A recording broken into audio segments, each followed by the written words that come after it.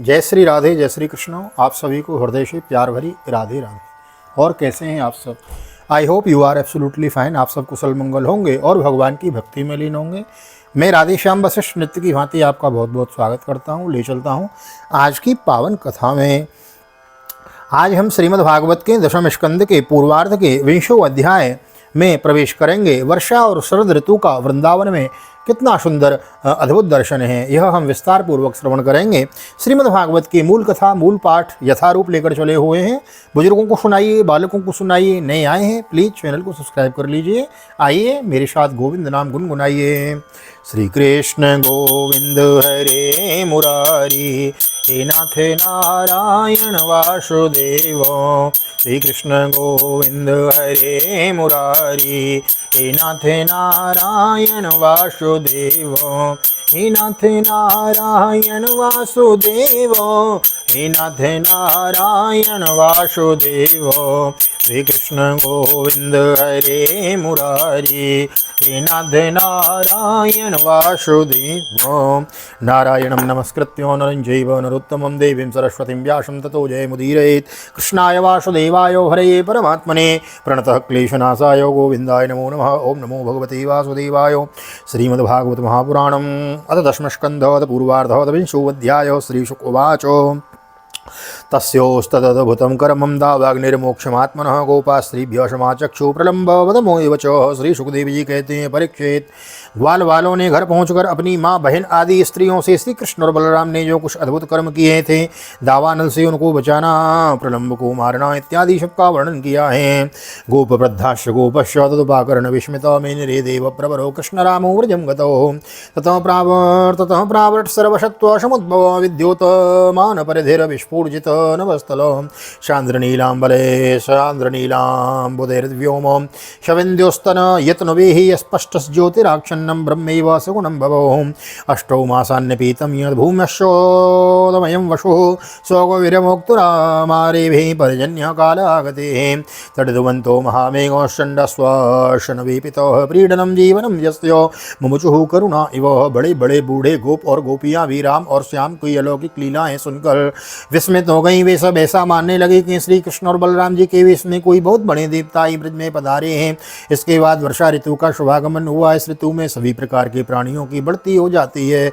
उस समय सूर्य और चंद्रमा पर बार बार प्रकाशमय मंडल बैठने लगते हैं। बादल, वायु, चमक, कड़क आदि से आकाश शब्द सा दिखने लगता है।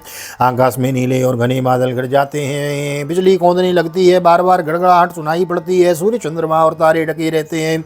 इससे आकाश की ऐसी शोभा होती जैसे ब्रह्मस्वरूप होने पर भी गुणों से ढके जाने पर जीव की होती है। सूर्य ने राजा की तरह पृथ्वी रूप प्रजा से 8 महीने तक जल का ग्रहण किया था। उस समय आने पर वे अपनी किरण करों से फिर बांटने लगे। जैसे दयालु पुरुष जब देखते हैं कि प्रजा बहुत पीड़ित हो रही है, तब वे दया परवश होकर अपने जीवन प्राण तक निछावर कर देते हैं। वैसे ही बिजली की चमकने से शोभायमान घनघोर बादल तेज हवा की प्रेरणा से प्राणियों के कल्याण के लिए अपने जीवन स्वरूप जल को बरसाने लगते हैं। तपः कृशादेव मीढो आसीद वर्षीयसी महिम्यति वो काम्य तपशस्तनु शाम्य प्रतत्फलम निशामुखेषु कद्योतस्तामशा भान्ति नग्रया यथा पापेन पाखंडो नहीं वेदा कलौ युगे श्रुत्वा पर्जन्यो निनदम मकुण्डूकाभ्यसृजन् गिरो तूष्णीं शयाना प्राग्यद्वद् ब्राह्मणा नियमाते हैं। जीवन स्वरूप जल को बरसाने लगे। जेठ आषाढ़ की गर्मी से पृथ्वी सूख गई थी। अब वर्षा के जल से सिंचकर वह फिर हरी भरी हो गई। जैसे सकाम भाव से तपस्या करते समय पहले से तो शरीर दुर्बल हो जाता है, परंतु जब उसका फल मिलता है तब हष्ट पुष्ट हो जाता है। वर्षा के सायंकाल में बादलों से घना अंधेरा छा जाने पर और ग्रह और तारों का प्रकाश तो नहीं दिखलाई पड़ता, परंतु जुगनू चमकने लगते हैं। जैसे कलयुग में पाप की प्रबलता हो जाने पर पाखंड मतों का प्रचार हो जाता है। वैदिक संप्रदाय लुप्त हो जाते हैं। जो मेढक पहले चुपचाप सो रहे थे, अब वे बादलों की गरज सुनकर टर टर करने लगे। जैसे नित्य नियम से निवृत्त होकर गुरुदेव के आदेशानुसार ब्रह्मचारी लोग वेद पाठ करने लगते हैं। आसन्नुत्पथ वाहिन्यां शुद्र नद्यो न सुस्यति पंसो यथा स्वतंत्रस्य देहा द्रविण संपदो हरिता हरिवीशस्तेरिंद्र गोपेश लोहित उच्चीलिंद्र कृतक्षायां नामसीरिव भूरमो क्षेत्राणि सस्य संपद विकर्षाणां कर्षकाणां मुदं यदो ददो धनिनामुत्पाता धनिनामुपतापं च देवादीनां जानतां जलस्थलौकशः सर्वे नववारीन् सेवयो अभिवृद रुचिरं निरूपम यथारीन् सेवयो। छोटी छोटी नदियाँ जो जेठ आषाढ़ में बिल्कुल सूखने को आ गई थीं, वे सब उमड़ कर अपने घेर से बाहर बहने लगी। जैसे यजतेंद्रिय पुरुष को शरीर और धन संपत्तियों को मार्ग में उपयोग होने लगता है, वैसे ही पृथ्वी पर कहीं कहीं हरी हरी घास की हरियाली थी, तो कहीं कहीं वीर बहुटियों की लालिमा, और कहीं कहीं बरसाती छत्तों सफ़ेद कुकुरमुत्तों के कारण वह सफ़ेद मालूम देती थी। इस प्रकार उसकी ऐसी शोभा हो रही थी मानो किसी राजा की रंग बिरंगी सेना हो। सब खेत अनाजों से भरे पूरे लहला रहे थे। उन्हें देखकर किसान तो हमारे आनंद के फूले ना समाते थे, परंतु सब कुछ प्रारब्ध के अधीन है। यह बात न जानने वाले धनियों के चित्त में बड़ी जलन हो रही थी कि अब हम इन्हें अपने पंजे से कैसे रख सकेंगे, पंजे में कैसे रख सकेंगे। नई बरसाती जल की सेना सेवन से सभी जलचर और थलचर प्राणियों की सुंदरता बढ़ गई थी। जैसे भगवान की सेवा करने से बाहर और भीतर के दोनों ही रूप सुगढ़ हो जाते हैं। वर्षा ऋतु में हवा के झोंकों से समुद्र एक तो यूं ही उताल तरंगों से युक्त हो रहा था, जब नदियों के संयोग थे वह और भी क्षुब्ध हो उठा। ठीक वैसे ही जैसे वासना युक्त योगी का चित्त विषयों का संपर्क होने पर कामनाओं के उभार से भर जाता है। शरद विसंगत सिंधु शुक्चुभेश्वनोर्मिमान अपपक्व योग निश्चितम कामग्धम गुणयुग यथा गिरियो वर्षधारा विरण्यमाना विव्यतो विभूयमाना अभिभूयमाना व्यसनेर्यथा दोक्षज चेतसो मार्गा बभूव संदिग्ध स्तृणैक्षन्नाय संस्कृतो नाभ्यरस्य नाभ्यश्यमाना श्रुतयो द्विजे कानो हता इव लोकबन्धुश्च मेघेषु विद्युस्तश्चलशौरदा स्थैर्यं न चक्रु कामिन्या पुरुषेश्वरगुणेस्त्विव। मूसलाधार वर्षा की चोट खाते रहने पर भी पर्वतों को कोई व्यथा नहीं होती थी। जैसे दुखों के भरमार होने पर भी उन पुरुषों को किसी प्रकार की व्यथा नहीं होती जिन्होंने अपना चित्त भगवान को ही समर्पित कर रखा है, जो मार्ग कभी साफ नहीं किए जाते हैं। वे घास के ढके हुए और उनको पहचानना कठिन हो गया। जैसे द्विजाति वेदों का अभ्यास नहीं करते तब कालक्रम से वे उन्हें भूल जाते हैं। यद्यपि बादल बड़े लोकोपकारी हैं, फिर भी बिजलियाँ उनमें स्थिर नहीं रहती। ठीक वैसे ही जैसे चपल अनुराग वाली कामनी स्त्रियां गुणी पुरुषों के पास भी स्थिर भाव से नहीं रहती। धनुर्व्यति माहिंद्रम निर्गुणम च गुण विहात व्यक्ते गुणस्व वितरे करे गुणवान पुरुषो यत नर राजो डुपश्चन्न डुपश्चन्न सज्जोत्स्ना राजितेर्घने अहम मत्याभासतया स्वभाषा पुरुषो यत मेघागमोत्सवाष्ट प्रत्यनंदक्षिखंडिनो ग्रहेषु तप्ता निर्विण्ण यथाक्षत जनागमे पीत्वा पपादप पदवी राशन्नात्मात्मूर्तयो प्राक्षमास्तपशास्त्रांतो यथा कामानुसेवयो। आकाश मेघों के गर्जन तर्जन से भर रहा था, उसमें निर्गुण बिना डोरी के इंद्रधनुष की वैसी ही शोभा हुई। जैसे सत्वरज आदि गुणों से क्षोभ होने वाले विश्व के बछड़े बकेड़े में निर्गुण ब्रह्म की यद्यपि चंद्रमा की उज्जवल चांदनी से बादलों का पता चलता था, फिर भी उन बादलों ने ही चंद्रमा को ढककर शोभाहीन बना दिया था। ठीक वैसे ही जैसे पुरुष के आवाज से आवासित होने वाला अहंकार भी उसे ढककर प्रकाशित नहीं होने देता। बादलों के शुभागमन से मोरों के रोम रोम खिल रहा था, वे अपनी कोक और नृत्य के द्वारा आनंद उत्सव मना रहे थे। ठीक वैसे ही जैसे गृहस्थी के जंगल में जंजाल में फंसे हुए लोग जो अधिकतर तीनों तापों से जलते हुए घबराते रहते हैं, भगवान के भक्तों के शुभागमन से आनंद मग्न हो जाते हैं। जो वृक्ष जेठ आषाढ़ में सूख गए थे वे अब अपनी जड़ों से जल पीकर पत्ते फूल तथा डालियों से खूब सज धज गए। जैसे सकाम भाव से तपस्या करने वाले पहले तो दुर्बल हो जाते हैं, परंतु कामना पूरी होने पर मोटे तगड़े हो जाते हैं। परीक्षित तालाबों के तट कांटे कीचड़ और जल के बहाव के कारण प्रायों अशांत ही रहते थे, परंतु सारस एक क्षण के लिए भी उन्हें नहीं छोड़ते थे। जैसे अशुद्ध हृदय वाले विषयी पुरुष काम धंधों की झंझट से कभी छुटकारा नहीं पाते, फिर भी घरों में ही पड़े रहते हैं। सरस्वंतरोधस्सु न्यूशूरंगा पिसारस ग्रहेस्व शांतकृत्येषु ग्राम्या एव दुराशयो जलोगे निर्विद्यंत सेतवो वर्षतीश्वरे पाखंडी नाम सद्वादेर वेदमार्गा कलौ यत विमुञ्चन् वायुभिर्नुन्ना भूतेभ्यो तामृतं गणो यथा शिशो विपश्यत्य काले काले तुजेरित एवं वनं तद्वर्षिष्ठं पक्व खर्जूर जम्बुतं जम्बुमत गोपाले व्रतोरंतुम शबलम प्राविशर्धरिः। वर्षा ऋतु में इंद्र की प्रेरणा से मूसलाधार वर्षा होती है। इससे नदियों के बांध और खेतों की मेढ़ें टूट फूट जाती हैं। जैसे कलयुग के पाखंडियों के तरह तरह के मिथ्या मतवादों से वैदिक मार्ग की मर्यादा ढीली पड़ जाती है। वायु की प्रेरणा से घने बादल प्राणियों के लिए अमृत में जल की वर्षा करने लगते हैं। जैसे ब्राह्मणों की प्रेरणा से धनी लोग समय समय पर दान के द्वारा प्रजा की अभिलाषाएं पूर्ण करते हैं। वर्षा ऋतु में वृंदावन इसी प्रकार शोभायमान और पके हुए खजूर तथा जामुनों से भर रहा था। उसी वन में विहार करने के लिए श्याम और बलराम ने ग्वाल बाल और गौओं के साथ प्रवेश किया है। देन वो मंदोगामिन्या उदो भारेण भूयशौर भगवता उता द्रुतम प्रीत्यास्तु नस्तनी वनौ कशौ प्रमुदितो वनराजीर्मदर्च्युतो जलधाराग्निर्नादा नाशन्नाद दृशे गो क्वचिद वनस्पति क्रोडे गुहायां च विवर्षते निर्विश्य भगवान रेमे कंदमूलफलासन तदयोधनं समानीतं शिलायां सलिलान्तिकैः सम्भोजनीयैर्बुभुजे कोपे शङ्कर्षणान्वितः साध्वलोपरिशम्बिस्य चिरवतो मीलिते क्षणान् तृप्तान् वर्षणान् वत्सतरान् गाश्च शोधो वराश्रमः। गौएं अपने थनों से भारी भार के कारण बहुत ही धीरे धीरे चल रही थीं। जब भगवान श्री कृष्ण उनका नाम लेकर पुकारते तब वे प्रेम परवश होकर जल्दी जल्दी दौड़ने लगती। उस समय उनके थनों से दूध की धारा गिरती जाती थी। भगवान ने देखा कि वनवासी भील और भीलनियाँ आनंद मग्न हैं। वृक्षों की पंक्तियां मधुधारा उड़ेल रही हैं। पर्वतों से झरझर करते हुए झरने झर रहे हैं। उनकी आवाज़ बड़ी सुरीली जान पड़ती थी और साथ ही वर्षा होने पर छुपने के लिए बहुत सी गुफाएं भी थीं। जब वर्षा होने लगती तब श्री कृष्ण कभी किसी वृक्ष की गोद में खड़े गोद में या खोडर में जा छिपते, कभी कभी किसी गुफा में ही जा बैठते और कभी कंदमूल फल खाकर ग्वाल बालों के साथ खेलते रहते। कभी जल के पास ही किसी चट्टान पर बैठ जाते। बलराम जी तथा ग्वाल बालों के साथ मिलकर घर में लाया हुआ दही भात दाल साग आदि के साथ खाते। वर्षा ऋतु में बैल बछड़े थनों के भारी भार से थकी हुई गौएं थोड़ी ही देर में भरपेट घास चल लेती और हरी घास पर बैठकर ही आंख मूंद कर जुगाली करती रहती। वर्षा ऋतु की सुंदरता अपार थी। वह सभी प्राणियों को सुख पहुंचा रही थी। इसमें संदेह नहीं था कि वह ऋतु गाय बैल बछड़े सबके सब भगवान की लीला के ही विलास थे। फिर भी उन्हें देखकर भगवान बहुत प्रसन्न होते हैं और बार बार उनकी प्रशंसा करते रहते हैं। प्रावट श्रियम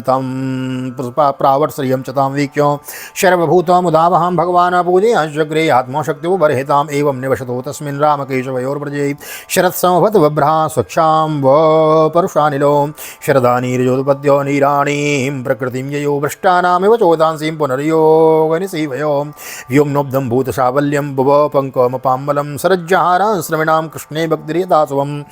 इस प्रकार श्याम और बलराम बड़े आनंद से ब्रज में निवास कर ही रहे थे। इसी समय वर्षा बीतने पर शरद ऋतु आ गई। अब आकाश में बादल नहीं रहे, जल निर्मल हो गया, वायु बड़ी धीमी गति से चलने लगी। शरद ऋतु में कमलों की उत्पत्ति से जलाशयों के जल ने अपनी सहज स्वच्छता प्राप्त कर ली। ठीक वैसे ही जैसे योग भ्रष्ट पुरुषों का चित्त भर से योग का सेवन करने से निर्मल हो जाता है। शरद ऋतु ने आकाश के बादल वर्षा काल के बड़े हुए जीव पृथ्वी के कीचड़ और जल के मटमैलेपन को नष्ट कर दिया। जैसे भगवान की भक्ति ब्रह्मचारी गृहस्थ वानप्रस्थ सन्यासियों के सब प्रकार के कष्टों और अशुभों को झटपट नाश कर देती है।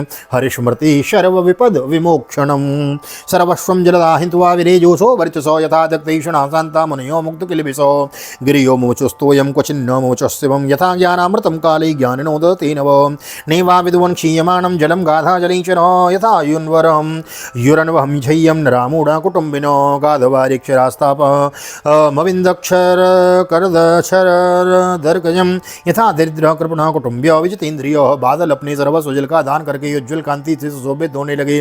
ठीक वैसे ही जैसे लोग परलोक स्त्री पुत्र रूप और धन संबंधी चिंता आदि कामनाओं का परित्याग कर देने पर संसार के बंधन से छूटे हुए परम शांत सन्यासी शोभायमान होते हैं। अब पर्वतों से कहीं कहीं झरने झरते हैं और कहीं कहीं वे अपने कल्याणकारी जल को नहीं भी बरबाते थे। जैसे ज्ञानी पुरुष समय पर अपने अमृत में ज्ञान का दान किसी अधिकारी को ही कर देते हैं, किसी किसी को नहीं भी करते। छोटे छोटे गड्ढों के भरे हुए जल के जलचर यही नहीं जानते थे कि इस गड्ढे का जल दिन पर दिन सूखता जा रहा है। जैसे कुटुंब के भरण पोषण में भूले हुए मूढ़ यह नहीं जानते कि हमारी आयु क्षण क्षण क्षीण हो रही है। थोड़े जल में रहने वाले प्राणियों को शरतकाली सूर्य की प्रखर किरणों से बड़ी पीड़ा होने लगी। जैसे अपनी इंद्रियों के वश में रहने वाले कृपण एवं दरिद्र कुटुंबी को तरह तरह की ताप सताते रहते हैं। पृथ्वी धीरे धीरे अपना कीचड़ छोड़ने लगी और घास पात धीरे धीरे अपनी कचाई छोड़ने लगे। ठीक वैसे ही जैसे विवेक संपन्न साधक धीरे धीरे शरीर आदि अनात्म पदार्थों से यह मैं हूँ, यह मेरा है और यह अहंता और ममता छोड़ देते हैं।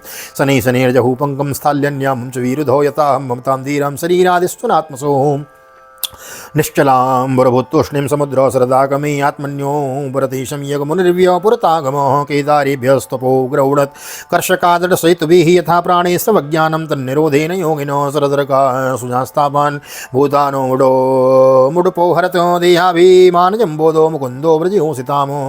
शरद ऋतु में समुद्र का जल स्थिर गंभीर और शांत हो गया, जैसे मन की निसंकल्प हो जाने पर आत्माराम पुरुष कर्मकांड का जमीला छोड़कर शांत हो जाता है। किसान खेतों की मेड़ मजबूत करके जल का बहाना रोकने लगे, जैसे योगी जन अपनी इंद्रियों को विषयों की ओर जाने से रोककर प्रत्याहार करके उनके द्वारा क्षीण होते हुए ज्ञान की रक्षा करते हैं। शरद ऋतु में दिन की समान बड़ी कड़ी धूप होती, लोगों को बहुत कष्ट होता, परंतु चंद्रमा रात्रि के समय लोगों का सारा संताप वैसे ही हर लेते हैं, जैसे देहाभिमान से होने वाले दुख को ज्ञान और भगवद विरह से होने वाले गोपियों के दुख को श्री कृष्ण नष्ट कर देते हैं। खग शोभत निर्भेगम शरद विमल तारकम सत्वयुक्तम यथा चित्तम शब्द ब्रह्मार्थ दर्शनम अखंड मंडल व्योम्नि राजोडो गुढ़ ससी यथा यदोपति कृष्णो वृष्णि चक्रावृतो भुवि आश्लिष्यो शमशीतोष्णम प्रसून वनमारुतम जनास्तापम जहुर्गोप्यो न कृष्ण अर्थचेतसो। जैसे वेदों के अर्थ को स्पष्ट रूप से जानने वाला सत्वगुणी चित्त अत्यंत शोभायमान होता है, वैसे ही शरद ऋतु में रात के समय मेघों के रहित निर्मल आकाश तारों की ज्योति से जगमगाने लगा। परीक्षित, जैसे पृथ्वी तल में यदुवंशियों के बीच यदुपति भगवान श्री कृष्ण की शोभा होती है, वैसे ही आकाश में तारों के बीच पूर्ण चंद्रमा सुशोभित होने लगा। फूलों से लदे हुए वृक्ष और लताओं से होकर बड़ी ही सुंदर वायु बहती, वह न अधिक ठंडी होती और न अधिक गर्म। उस वायु के स्पर्श से सब लोगों की जलन तो मिट जाती, परंतु गोपियों की जलन और भी बढ़ जाती, क्योंकि उनका चित्त उनके हाथ में नहीं था। श्री कृष्ण उसे चुरा लिया था, भगवान श्री कृष्ण ने उसको चुरा लिया था। गावो मृगा खगा नार्यो पुष्पिष्यो शरदा भवन अन्वीयमान स्ववृषै फलेरी सक्रिया इव उद्वहर्ष्यन् वारिजानि सूर्योत्थाने कुमुद विना राज्ञातु निर्भया लोका यथा दस्योन् विना नृपः। शरद ऋतु में गौएं, हरिणियाँ, चिड़ियाँ और नारियाँ ऋतुमती संतानोत्पत्ति की कामना से युक्त हो गईं तथा साण हरिण पक्षी पुरुष उनका अनुसरण करने लगे। ठीक वैसे ही जैसे समर्थ पुरुष के द्वारा की हुई क्रियाओं का अनुसरण करके उनके फल करते हैं। परीक्षित, जैसे राजा के शुभागमन से डाकू चोरों के सिवा और सब लोग निर्भय हो जाते हैं, वैसे ही सूर्योदय के कारण कुमुदनी, कुई या कोई के अतिरिक्त और भी प्रकार के कमल खिल गए। पुरग्रामे स्वरग्रेणेरिन्द्रियश्च महोत्सवे बभो भूपक्वसासाड्य कलाभ्याम नितराम हरे वाणिं मुनि नृपश्नाता निर्गम्यार्थान प्रवेदिरे वर्षरुद्धा यथा सिद्धा स्वपिंडान काल आगते। उस समय बड़े बड़े शहरों और गांवों में नवान्न प्राशन और इंद्र संबंधी उत्सव होने लगे। खेतों में अनाज पक गए और पृथ्वी भगवान श्री कृष्ण तथा बलराम जी की उपस्थिति से अत्यंत सुशोभित होने लगी। साधना करके सिद्ध हुए पुरुष जैसे समय आने पर अपने देव आदि शरीरों को प्राप्त होते हैं, वैसे ही वैसे सन्यासी, राजा और स्नातक जो वर्षा के कारण एक स्थान पर रुके हुए थे, वहां से चलकर अपने अपने अभिष्ट काम काज में लग गए हैं। सुस्त श्रीमद्भागवते महापुराणे पारमहंस्यां संहितायां ओम दशम स्कंदे पूर्वार्धे प्रावृट शरदवर्णम नाम विंशतमोत्सव श्री बालकृष्ण चरणार्पणमस्तु राधाकृष्ण चरणार्पणमस्तु। ओम कृष्णाय वासुदेवाय हरे परमात्मने प्रणतक्लेशनाशाय गोविंदाय नमो नमः। हरे कृष्ण कृष्ण कृष्ण हरे हरे, हरे राम राम राम हरे हरे। राधे कृष्ण कृष्ण कृष्ण राधे राधे, राधे श्याम श्याम श्याम राधे राधे। बोल राधा गोविंद भगवान की जय। श्रीमद्भागवत महापुराण की जय। श्री वेदव्यास जी महाराज की जय। श्री सुखदेव जी महाराज की जय। राजा परीक्षित जी महाराज की जय। राजा रामचंद्र भगवान की जय। श्री हनुमान जी महाराज की जय। गोवर्धन नाथ की जय। यमुने महारानी की जय। वृंदावन के बिहारी लाल की जय। गैया मैया की जय। तुलसी मैया की जय। अपने अपने माता पिता की जय। सदगुरुदेव भगवान की जय। आज के आनंद की जय। श्री राधे जय जय श्री राधे श्याम, जय जय राधे जय जय श्याम। सबको मिले वृंदावन धाम, ऐसी प्रार्थना मेरी ठाकुर जी के चरणों में। यहाँ तक वीडियो बने, वीडियो को लाइक कर दीजिए, शेयर कर दीजिए, कमेंट में भागवत भगवान की जय लिख दीजिए। और मिलते हैं अगले अध्याय में। वेणु गीत की कथा हम विस्तार पूर्वक श्रवण करेंगे। अभी वृंदावन में वर्षा ऋतु बीत के चुकी है। वर्षा के बाद वृंदावन बड़ा सुनहरा हरा भरा हो गया है। अगले अध्याय में भगवान कृष्ण आएंगे और अपने सुमधुर वेणु पे वेणुनाद करेंगे। और जब भगवान की बंसी बजती है ना, तो सर्वभूत मनोहरम, सभी भूत प्राणियों के मन को हरण कर लेती है। किस प्रकार भगवान की बंसी, यह कथा हम विस्तार से कल की कथा में श्रवण करेंगे। तो नए आए हैं, चैनल को सब्सक्राइब किए बिना न जाएं। मिलते हैं अगले अध्याय में। तब तक के लिए श्रीधाम वृंदावन से आप सभी को हृदय से प्यार भरी जय श्री राधे, जय श्री कृष्ण, हरि ओम।